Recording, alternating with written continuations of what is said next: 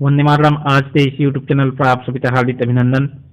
आइए आज आप तुम्हें बताने वाला हूँ आरेत के बारे में। आरेत है ना, इंग्लिश में बोलते हैं उसे ड्राफ्ट। इस आरेत से जो महत्वपूर्ण जो बिंदु है उसे पहले जान लेते हैं, उसके बाद में आप लोग तो ड्राफ्ट के माध्यम से है ना कैसे दर्शाना है उसे बताऊंगा। ठीक है, तो मेरे वीडियो तो लास्ट तक जरूर देखिए, जिससे आप लोग तो ड्राफ्ट खींचना आसानी रूप से आ जाएंगे। ठीक है, तो आइए देखते हैं। सबसे पहले देखते हैं 36 संख्या रेखा पर ओ जो है मध्य बिंदु होता है ना, ओ के दाईं ओर पूर्व तो धनात्मक दिशा है ना, धनात्मक दिशा, तथा ओ के बाईं ओर पश्चिम तो ऋणात्मक लेते हैं। ओ के दाईं ओर जो धनात्मक होता है और बाईं ओर जो होता है ऋणात्मक होता है ना। ये आप लोग तो ड्राफ्ट के माध्यम से देखने को मिलेगा। नीचे देख लेते हैं ऊर्ध्वाधर। जब ऊर्ध्वाधर लेते हैं उत्तर दक्षिण, तब उसमें संख्या रेखा से ओ से ऊपर तो धनात्मक और ओ से नीचे तो ऋणात्मक लेते हैं। ठीक है, यहाँ पर जो ड्राफ्ट होता है वहां पर दो अच्छा होता है, क्षैतिज अच्छा होता है ना। इसे एक्स डैश से दर्शाते हैं, और दूसरा होता है निर्देश अक्ष, इसे वाई और वाई डैश से दर्शाते हैं। ठीक है, वाई डैश से दर्शाते हैं। निर्देश तल तो ही ताड़तीय तल कहते हैं, और इस ताड़तीय तल का जो पद्धति है ना, इस पद्धति का प्रयोग सर्वप्रथम गणितज्ञ रेने डी टाल्टनीय, इसलिए इसे टाल्टी तल भी कहते हैं। ठीक है, अब आइए देखते हैं ड्राफ्ट के माध्यम से कैसे खींचना है। आइए देखते हैं अब इसमें कैसे हमें दर्शाना है ना। प्रश्न में यही बोला है कि प्रश्न बताइए निम्न बिंदु 30 चतुर्थांश में है। इस प्रकार से बोला है। यहाँ पर प्रश्न जो बताया है 2 5 है ना, दूसरा है ऋण 3 4, तीसरा है 1 ऋण 1, चौथा है ऋण 3 ऋण 2। ठीक है, इस प्रकार से यहाँ पर हमें प्रश्न में दिया है, और इससे हमें कौन सा चतुर्थांश में है ना, उसे दर्शाना है। तो आइए देख लेते हैं है ना। तो जो बताया था यहाँ पर मूल बिंदु है ओ है ना, मूल बिंदु के जो दाहिने साइड है वहाँ धनात्मक होता है ना, तो इधर हो जाता है धनात्मक वाले। ठीक है, और इधर जो रहता है वहाँ ऋणात्मक होता है। उसी प्रकार से शून्य के ऊपर जो होता है वहाँ धनात्मक होता है, और नीचे जो होता है वहाँ ऋणात्मक होता है। ठीक है, अब हमें यहाँ पर दर्शाना है, तो देख लेते हैं। सबसे पहले इसे कैसे दर्शाना है ना, तो हम इसे निश्चित अंतराल में रखेंगे। यहाँ पर केंद्र बिंदु है, केंद्र बिंदु से देख लेते हैं हर एक में 1 सेंटीमीटर में लिया है ड्राफ्ट के अनुसार है ना। तो यहाँ पर हम लिख सकते हैं पैमाने में, यदि लिखना चाहेंगे तो एक्स अक्ष बराबर 1 सेंटीमीटर है ना, 1 बिंदु बराबर 1 सेंटीमीटर, वाई अक्ष में उसमें भी 1 सेंटीमीटर, इस प्रकार से लिख सकते हैं। ठीक है, तो यहाँ पर मैं इसे चिन्हांकित कर देता हूँ। मैं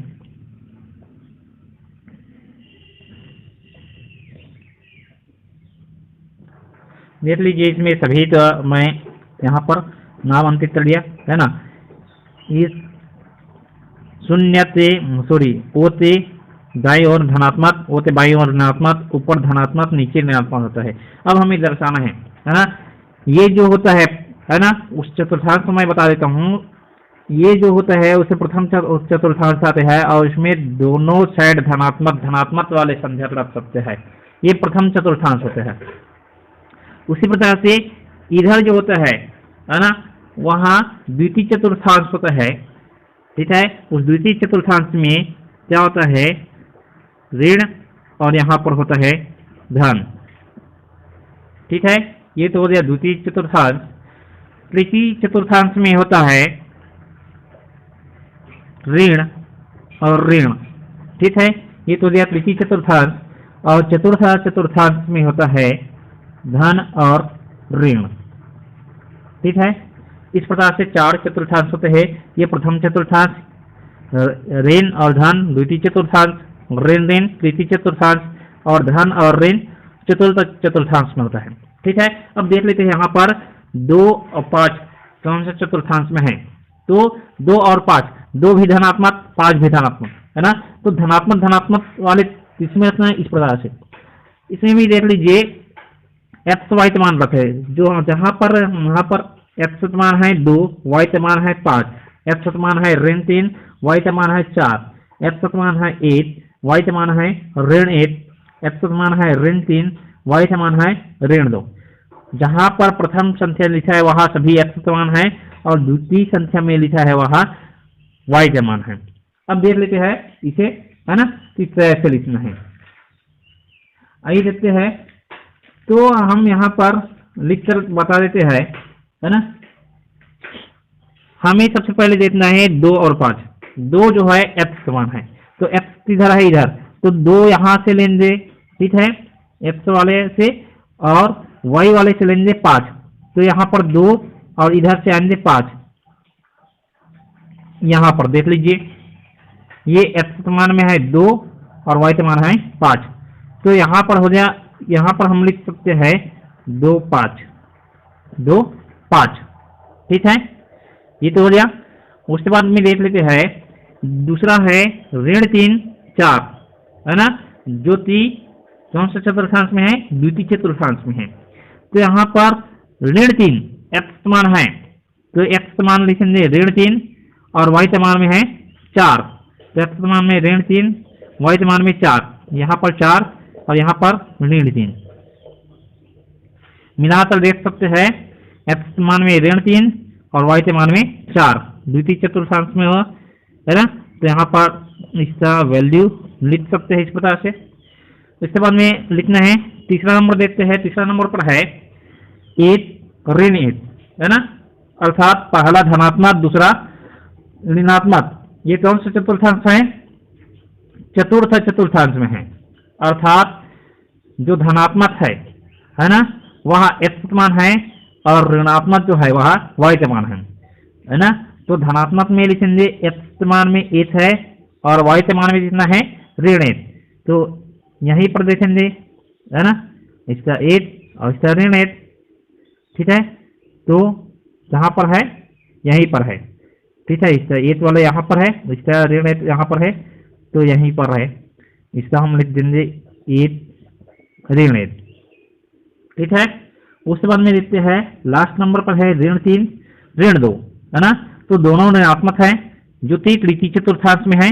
तो तृतीय चतुर्थांश में है तो ऋण 3 जो है x समान है और ऋण 3 ये वाला x है ना, इसमें से देखेंगे ऋण 3 और y से देखेंगे ऋण 2, यहाँ से ऋण 2 और यहाँ से ऋण 3, है ना,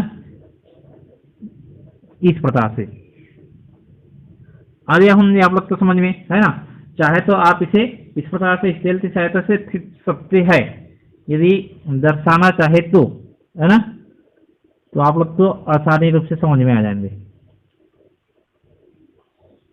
ये देख लीजिए 2 5 हो गया, है ना, x समान। इसी प्रकार से ये ऋण 3 और ये 4, ये भी हो गया x y। इसी प्रकार से ऋण 2 और ऋण 3, ऋण 3 x समान, सबसे पहले हम x समान ही रखते हैं, उसके बाद में y समान, है ना, और ये हो गया ऋण 2, ठीक है। उसी प्रकार से इसमें रखे जाए तो इसमें भी यहां से आ जाएंगे, ठीक है। मैं इस इधर लिख देता हूं, ठीक। तो इस प्रकार से हमें क्या करना है, चतुर्थांश में दर्शाना है ना। यहाँ पर प्लस प्लस जो है वहाँ धनात्मक है ना, यहाँ पर ऋणात्मक धनात्मक, यहाँ पर ऋणात्मक ऋणात्मक और यहाँ पर धनात्मक ऋणात्मक, ठीक है। अब आगे हमने आप लोग तो समझ में इस वीडियो में यहीं तक। अगले वीडियो में आप लोग तो बताएंगे कि हमें कोई संख्या दिया रहता है ना, पहली संख्या दूसरी संख्या से अपेक्षा कितना क्या है, तो उस प्रकार से प्रश्न तो आप लोग तो अगले वीडियो में बताएंगे, ठीक है। तो इस वीडियो में यहीं तक। मेरा यह वीडियो अच्छा लगा तो प्लीज़ मेरे वीडियो तो लाइक कीजिए, शेयर कीजिए, साथ ही साथ सब्सक्राइब कीजिए मेरे यूट्यूब चैनल को, ताकि आप लोग तो मेरा जो भी नया नया वीडियो का नोटिफिकेशन है मिल जाए, ठीक है। धन्यवाद।